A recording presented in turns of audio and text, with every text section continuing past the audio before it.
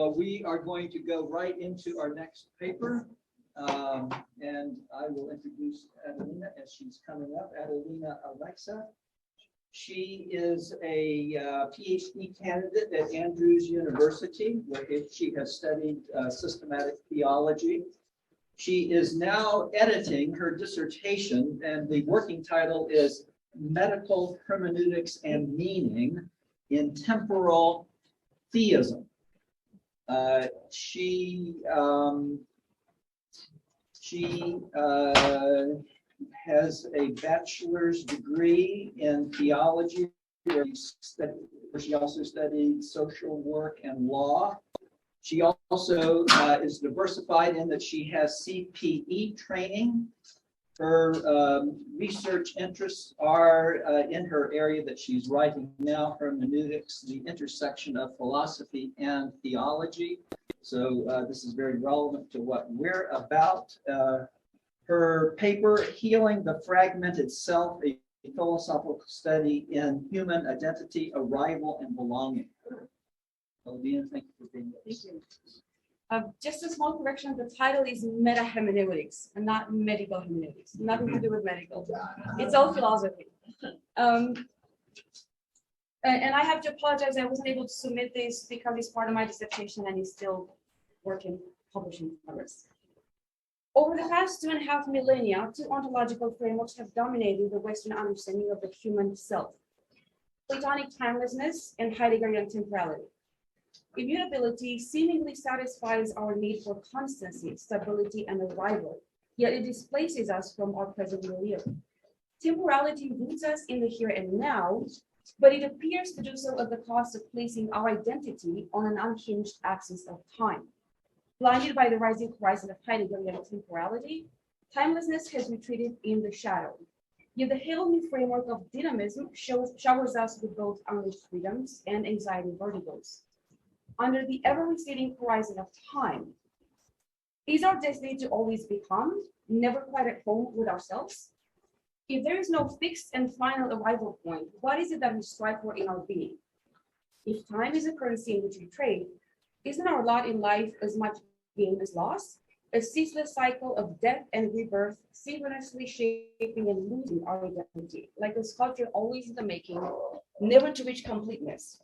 If temporality is not a seen condition, but the quintessence of human life reflecting the everlasting divine essence, how do we celebrate it? What does identity, arrival, and belonging mean in a space-time dimension? I would like to suggest that in the constant change inherent in temporality, there is one constancy that holds us together, our selfhood. This paper, therefore, offers an expression of human selfhood from the perspective of temporality, where time is defined as manifestation of being. On this view of time, temporality is not a substance, but a divine attribute shared with the created cosmos, which consists of an inseparable interplay of continuity and change, which unfolds in a tridimensional ontological flux. I will first give an account of divine temporality and from it derive some insights about a temporal view of human selfhood. This paper is structured in 4 sections: temporality and permanence, the fabric of temporality, the structure of temporality, and boundaries and being. Temporality as permanence. Human desire to protect God's boundlessness has led to 2 different conceptions of God's relation to time. God in time sounds like a limitation, and God cannot be bound by limits, so he must be outside of time or timeless. God without time also sounds like a limitation, for God's existence cannot lack something, therefore God must have or be with time. The difference between the expressions God in time and God has time or with time is a substantival view of time versus an attributive view of time. The human experience of finitude and a Hellenistic naturalistic conception of reality as timeless, where time is a substance, combine to create a picture of time as a container, as a limitation. However, the concept of time does not necessarily involve the limitation of a beginning or an end. Additionally, recent philosophical and theological research shows that the biblical conception of God is not one of atemporality, but one of temporality. First, in the Bible, God has a form of interactive existence with the spatial temporal dimension since creation. Secondly, the Bible gives evidence that God experiences time before the creation of our world. in Genesis 1 in pre-fall interactions between God and the angels and the eternal Trinitarian relationship. Thirdly, the biblical term eternity depicts God's eternality in temporal terms as an infinite duration of time. Thus, time was not introduced into our universal creation as a feature of our cosmos. Time is an attribute intrinsic to God's eternal being and shared with the created reality. The analogy facilitated by a shared feature, however, must posit inference from above the posterior from the anterior. Since God precedes creation and since God is a source of creation, we should think of us being like God rather than speaking of God being like us in regard to temporality. Thus, in order to understand human identity from a temporal perspective, a deeper grasp of divine temporality is helpful. Our conception of divine temporality stands in need of dissociating two relations shaped and popularized via the Greek metaphysics: timelessness as permanence and temporality as impermanence. Postmodern Heideggerian ontology takes us one step further in this direction by positing timelessness as essentially non-existence and reality as temporal. However, since Heidegger wrote from a humanistic horizon that relies on God's linguistic self-revelation, since Heidegger wrote from a humanistic horizon and did not address metaphysics, he too associated temporality with finitude. A human theistic horizon that relies on God's linguistic self-revelation provides additional light in understanding reality by taking God as a first and ultimate reality. The Bible portrays God's uncreated reality as both permanent and temporal, that is, eternally temporal. Divine disclosure, therefore, compels us to reframe the equivalences postulated by Hellenistic metaphysics and understand permanence as temporal, effectively dissociating temporality from finitude. Temporal theists suggest two divisions in God: a natural intrinsic division and a second, also natural but restorative division. The intrinsic division in God is a trinity. God is one in three, and the Bible indicates that God exists as a relational trinity since eternity. A second, natural and restorative division is the incarnation of Jesus, through which the infinite becomes finite, not by a transformation of divine timelessness into temporality, but by Jesus' intrinsic temporality being manifested in the most radical way conceivable, and thus demonstrating the infinity of reconciliatory divine love and the permanence of the divine moral government. In between these two, historically, stands an artificial naturalistic division imposed on the divinity through Greek metaphysics and the succeeding timeless theism that derives from it. This division arises from the distinction between the highest divinity as timeless and the creation as temporal, which shaped simple monism in Plato and led to Trinitarian hierarchy and to the dissolution of Trinity in Christianity. The result was a distancing of God from God's self and a separation of humans from God beyond the separation caused by sin by positing a wholly immutable transcendent God without genuine affect and communicative relationship. This division artificially separated continuity from change, continuity being timelessness and change being temporality. Section 2, the fabric of temporality. As noted above, through the propagation of Greek ontology, temporality has long been associated with change and timelessness with continuity. Thus, the timelessness-temporality dichotomy reflects a continuity-change dichotomy. This dichotomy fuels the perception that if timelessness falls, permanence or continuity falls with it, and all we are left with is change. Evidently, a view of change, of reality where change is all there is not tenable. Thus, change alone cannot be the fabric of reality. In theism, this dichotomy is especially problematic in God, since the Bible portrays God as both changing and unchanging. How do we reconcile two apparently opposite descriptions of God? If God is permanent continuity, but is temporal, not timeless, where can we locate continuity? I suggest that the biblical depictions of God provide a key to understanding the structure of temporality. In God's interactions with the people of Israel, divine love was manifested differently based on the particular circumstances and the responses of Israel. God entered a covenant, God led Israel to the promised land, God expressed intense anger when Israel broke the covenant, and God enabled their exile when Israel persisted in rebellion. These are vastly different manifestations of divine love, which indicate that love has an element of change, of mutability. At the same time, all these manifestations are of the same thing, divine love. Thus, divine love is unchanging, not in the sense that it is always manifested in the exact same way, but that in whatever way God is manifesting divine love, it remains divine love. In other words, divine love does not change into something that is not divine love. Okay, I will move a bit further. I will analyze even more closely the fabric of temporality from the idea that God changes. The very expression God changes implies both continuity and change. The change is the change of something or of someone. Change is not a substance having an isolated existence. Change is an attribute of something, a predicate, and as such, it cannot be observed except on the backdrop of the continuity of the entity upon which it is predicated. Therefore, to say that God changed is to simultaneously say that God remains constant. Being predicated on God, divine change can be understood as change of God only if God remains God. God's permanence as God, therefore, is necessary if change is to be seen in God. In light of this, we can understand the Bible verses that speak of God as unchanging to mean not that God is wholly immutable, but that rather that God does not become something other than God. In other words, God remains God forever. What is unchanging, what is immutable in God is his eternal existence as God. What is mutable in God is God's contextualized manifestations in view of forming and maintaining meaningful relationships with human beings he created. Thus, change is indissolubly dependent on continuity, for it can only be observed on the backdrop of continuity. At the same time, continuity is also predicated on change. We can only observe continuity on the backdrop of change.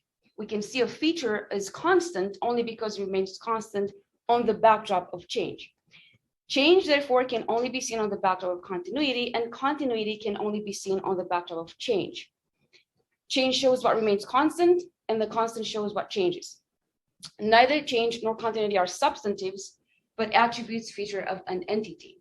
Thus, temporality is shown to be an inseparable blend of two distinct features, continuity and change, which together form identity. The fabric of temporality, therefore, is not change alone, but an intricately intertwined blend of continuity and change. If the fabric of temporality is continuity and change, and temporality is an attribute of reality, therefore the fabric of reality is an inseparable blend of continuity and change.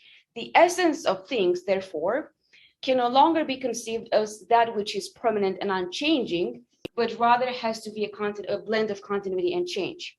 Thus, a shift from a timeless framework of reality to a temporal framework of reality requires that we adjust our conception of change and continuity from seeing them as substances to understanding them as attributes. That is, change and continuity are both qualities of being, and woven together form the fabric of temporality and therefore of reality.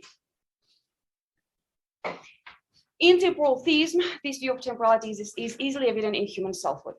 While I am in constant flux and therefore in constant change, I remain myself, Adelina. I do not become another person. Change is only evident in me because I remain Adelina. To say that Adelina changes is to say at the same time that Adelina remains. For change is observed on the backdrop of constancy, and constancy on the backdrop of change. Section 3, the structure of temporality. If the fabric of time is continuity and change, that is an ontological category remaining constant throughout the manifestations of its existence, the structure of temporality is a three-dimensional past, present, and future. The classical timeless view of reality did not negate the passing of time from past to present and future as experienced by humans, but rather demoted existence within the past, present, future axis as less than ideal, defective even, due to the changes inherent in the flow of time. The flux of life, therefore, was seen negatively as something destabilizing, non-real, and to be transcended. It appeared, therefore, that if the flow of existence from past to present and towards future can be conceived as reality, the axis of time would by default enable a positive view of temporality if we take reality to be a positive thing. However, the past, present, future dimensionality can be understood differently depending on how the connection between past, present, and future is conceived. That is, it is possible to understand temporality in timeless terms. For example, Heidegger argues that a Hegelian view of temporality, where the present is conceived as a moment of time separated from the past and the future, actually retains timelessness. If temporality is construed as a string of discrete timeless moments, it does not in fact overcome timelessness, but rather gives it greater validity by drawing it into everyday experience.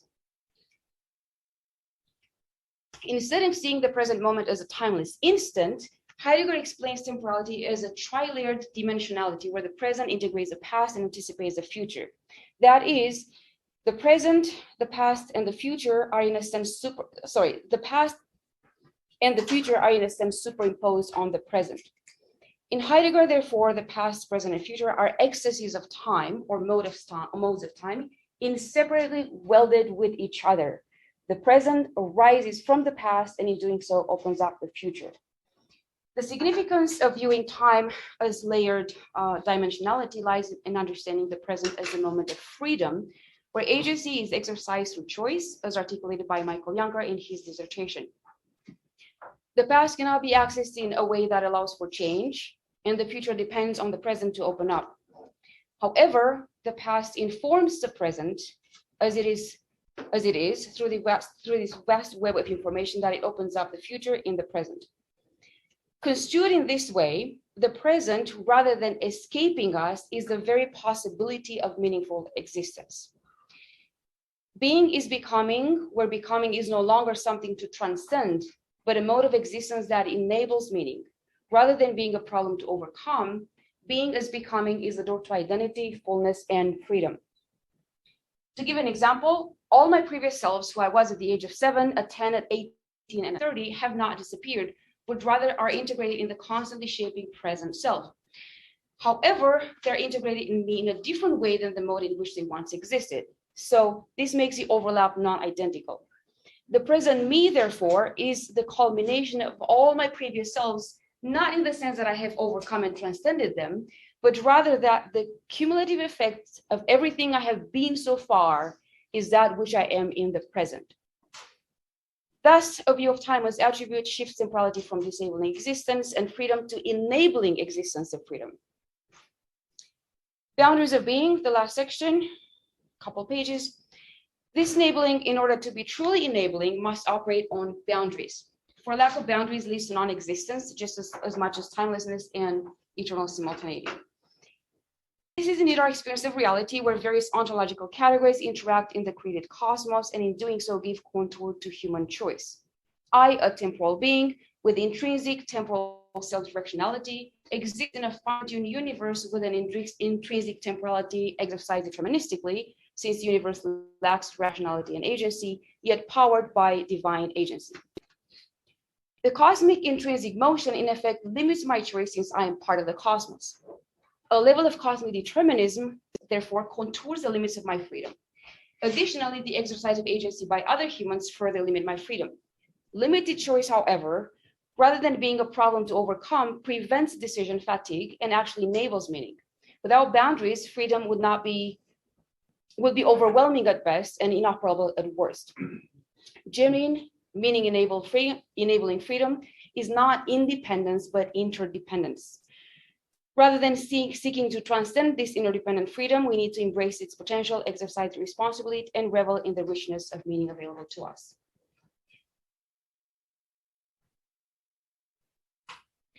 The depth, so the past enables depth of perspective. This depth of perspective is collective,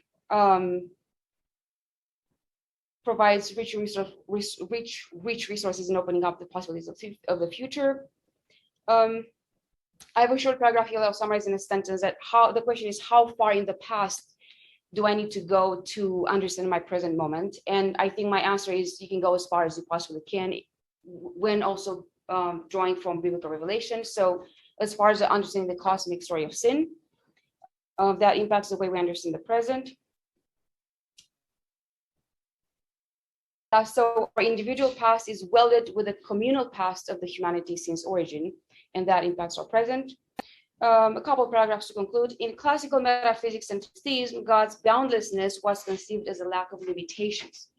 In temporality, however, God's boundlessness does not consist in a lack of boundaries, but in God's ability to choose any boundaries he wants. God's being is multiform and as such escapes uniform metrics. By creating humans, God bound himself to be other than us in order to enable relationship with us. Boundaries enable identity and meaning, since meaning occurs at the intersection of ontological boundaries. Thus, being fashioned by God as a mix of dirt and divine breath, human selfhood is not independent, but always dependent on the motion enabled by God at creation, providentially sustained through the fine-tuned context which enables breath and motion, and holistically interdependent on God, other selves, and the cosmos. Conclusion. The cosmic and our world stories of sin show that it is possible to entertain the illusion of having a better existence than that which God gave us. They both also show that the illusion proves fatal. A temporal view of the self, of the human self, where temporality is defined as manifestation of being and is understood as inseparable blend of continuity and change, and where time has layered depth, may help heal the fragmentation of the self arising from the enduring timeless framework of reality. We belong to ourselves by divine design, but our self is interdependent with God's self, with other human selves, with a sustaining cosmos, and this shared belonging is what enables freedom and meaning. Arrival in temporality is not a fixed point to reach, but an ever-deepening path that has greater and greater potential of opening up meaningful future through the present exercise of interdependent agency. I'm done. All right.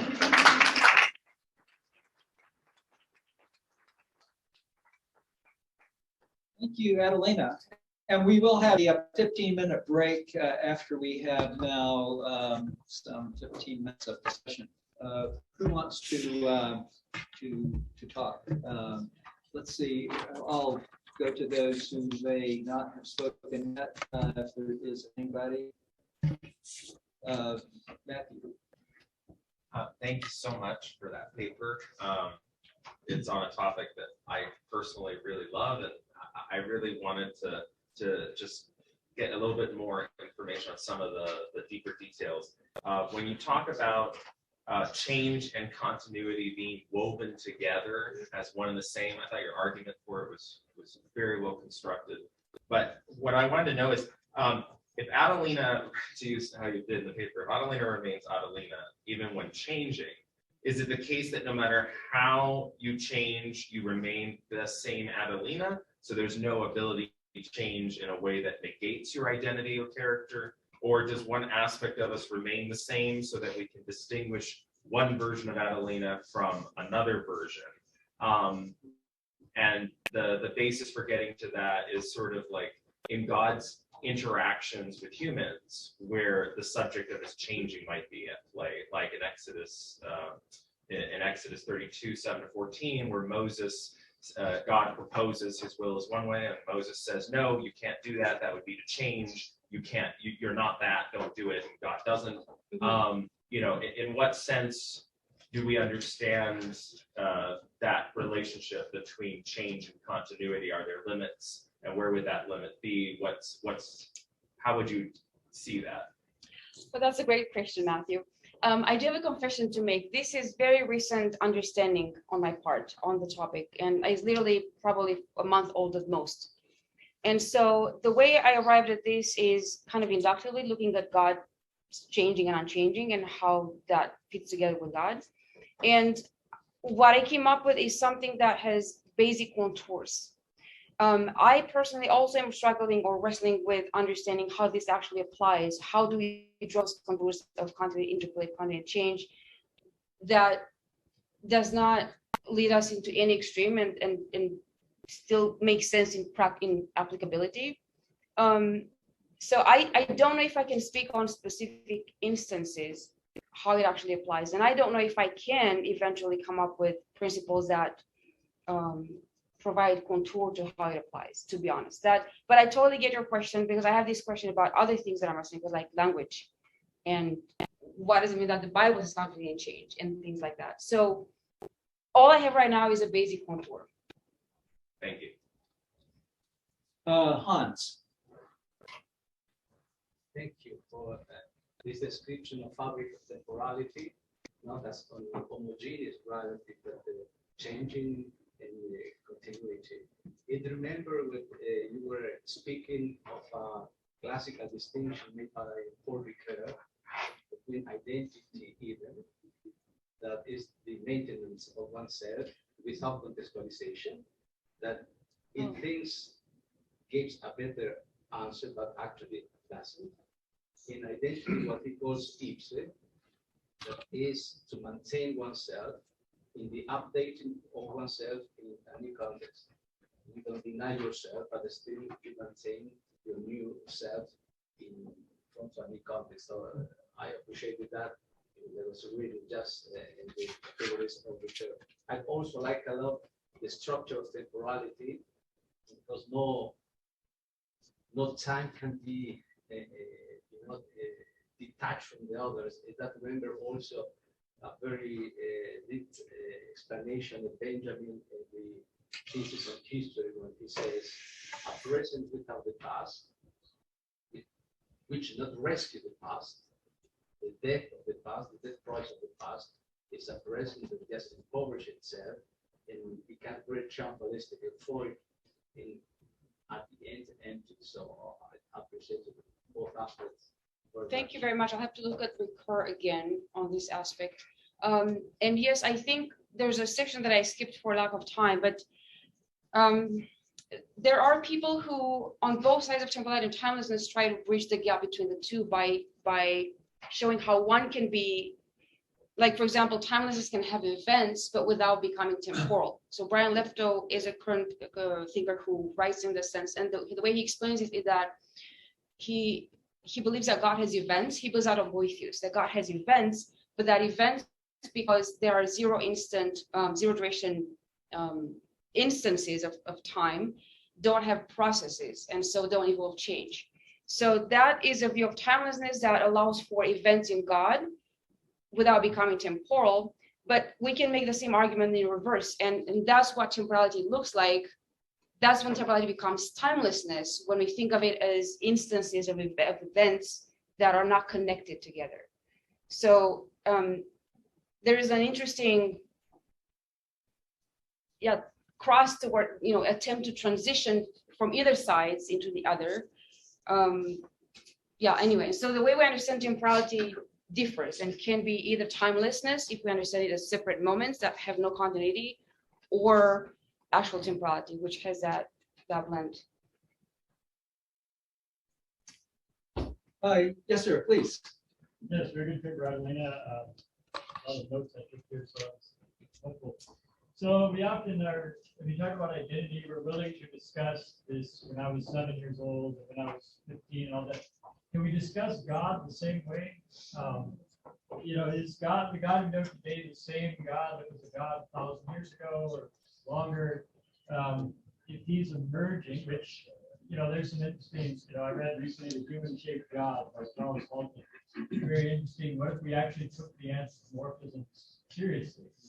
Yeah. God has changed, but he's still God.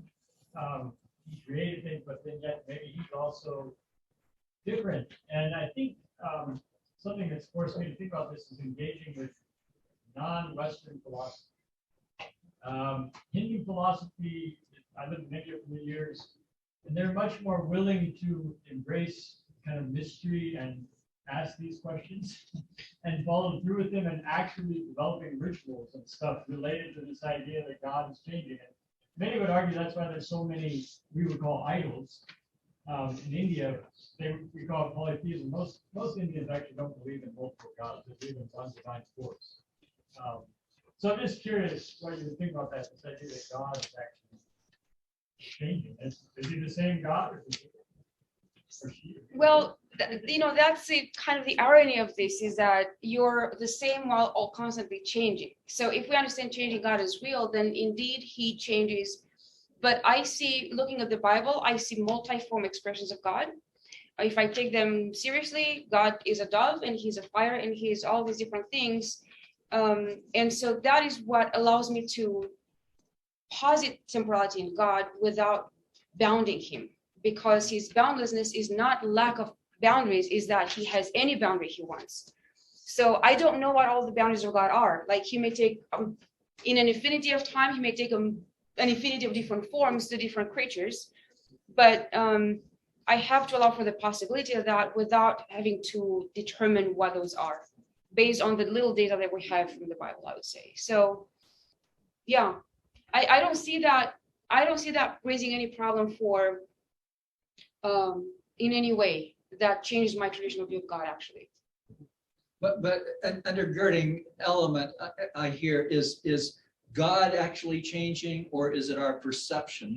We're changing in our perception of a God who is enduring. Well, I think God changes in a real way, but then because he interacts with us, our perception of God also adjusts to it. So it's always interdependent.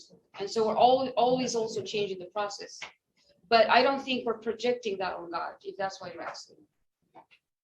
Well, we could, but hopefully we don't. Okay, in the very back, Bowl. You mentioned something about the understanding that this constant loop that humans may be going through because lack of knowledge. So the feeling that there is a rebirth, there is, so when you think of it, have you considered what Ecclesiastes is saying in reference to human being in a loop of constants, being a loop of constants. Nothing is new under the sun. So therefore, look to God. Could it be saying that God is changing, but human is not? So as you're speaking, I'm thinking my ADHD brain, which loves new things, has an issue with that verse right now, right? So I have to understand that verse in the context where there's nothing new under the sun. I don't think it really contradicts anything I would suggest here. But then how do you understand the new in relation to the continuous, right? Because the new as change arises on the back of continuity. So yeah, further question, I guess. Yes, sir. Just a short maybe comment or suggestion. When we're talking with the tension between timelessness and the timeliness of God, I have not seen this in literature a lot, but we have to remember that we're dealing with infinite measure.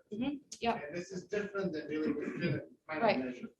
So you might be able to explore that further. Even if God changes in his infinite capacity, it doesn't mean something necessarily bad. He is still infinite, but infinite doesn't have a limit. So he can also grow, change without being less God Right. than he was before. Right. So I have a section called metrics that I wasn't able to get into. And I just had that one statement about God not being uniform, but being multiform. And so in being multiform, the metrics of God change. So, which is why we can't really pinpoint to God and say, God is past, present, future. He is probably that, and he knows what all else he is because he's multiform possibilities. But that doesn't necessarily negate the past, present, and future if he, in the way he interacts with us. Okay, there, yes. So I have a comment, and thank you for opening a new perspective. My question was, and then I started to understand this. Does God rejoice a new experience? Louder? Okay. So is God rejoicing a new experience? The biblical answer is yes, he rejoices. Yes, that's a big part of it. And this is interesting because we many times thought, well, God is unchanging, but actually he's experiencing new things in relationship with us. My question is, where do you put death? Because you compared your existence and you say, well, Adelina is the same, even if some things change. But also we have the process that leads to death, that is degradation. Or so continuity in God is permanent. Continuity in humans is finite. Right. That's like the basic one. And I also have a section on that, which I wasn't able to read. So yeah, continuity in God is permanent. Continuity in us is contingent, and therefore depends on whatever boundaries God gives us. And then the story of sin, of course, plays into that also. But now, before death, there is the process of degradation. Can we say that we remain the same in this process? Well, that's exactly the thing. My identity remains my own while I I am going through the process. And you cannot speak about the process of being my process without me remaining constant. Okay, we have, I'm going to conclude with a final question on something that you didn't bring up. Time and general relativity, what we're learning from physics these days. And that is that time, it seems, is a artificial construct which may not hold. And I'm thinking of that in terms of God and how we talk about God, and contrasting that with the time in which we do live, and we have relationships, and being authentic in time and place here and now, and then seeing what God is and will be, and all of these other questions as more speculative than the former. So I started my research by understanding time in physical terms, because that's what was available to me first. And then I moved into understanding better God from Peckham's work. I rely a lot on his work there, the divine nature. I changed my view from time as substantival, which is a naturalistic view of time. That time is something in which we exist, which is true also, but is an attribute of reality. Like time is not something in itself. It is more like a Platonic view of time as a form, as a thing in itself. When I understand time in God, I see that as an attribute of God. And so then I understand that God shares the attribute with the created realm. The cosmos has its own time, God-given time. I have my own God-given temporality. And every element in created cosmos has time as an attribute. So that, in that sense, then I shift the view of time from substantival to attributive. And I understand it to be a reflection of God, not vice versa. Because in naturalist Hellenistic thinking, God was projected from bottom-up causality, from physics and mathematics, as this timeless reality. So by looking at time in God first, thanks to Peckham primarily, and Canale and other thinkers, then that allows for the shift of understanding time as attribute versus substance. And that changes everything, in my view. Okay, do you have anything you'd like to say in just concluding this rich discussion? Yes, my ultimate conclusion from this study is that the past is extremely important in everything. In understanding your human self, your present moment depends on how much you understand how great is your awareness of your past. And your past can go all the way back to the cosmic story of sin, because we have revelation about that. And in nature, I understand that in this model, the present is determined by the past, not vice versa. So that kind of dismantles the uniformitarian thinking in natural sciences, where the past is understood through the present, whereas in this model, the present is understood through the past. Okay, let's thank Adelina.